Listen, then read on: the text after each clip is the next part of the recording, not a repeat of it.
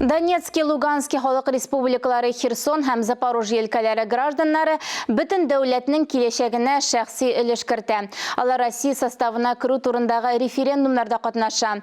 Тавыш бирү Татарстанда да үтте. Лаеш районындагы сайлау участогыннан хәбәрчеләребез язмасы. Алар киләчәк тормыш өчен тавыш бирә, ә киләчәк Россия белән бергә генә булырга мөмкин. 100% вера. Россия безне ташламаячагына ышанабыз.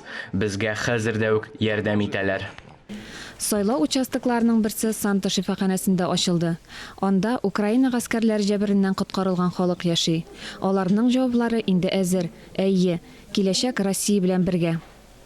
Я сама с Горловки Донецкой. Мин Донецк өлкәсеннән 8 ел ату тавышлары тынып тормады. Хәзер мин Россия Федерациясе гражданины булам. Мин бик бәхетле.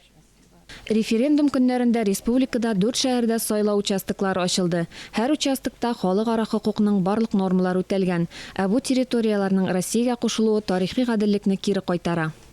Алсу Хисаметдинова, Александр Шмагин, Иван Худяков, Татарстан яңалыклары.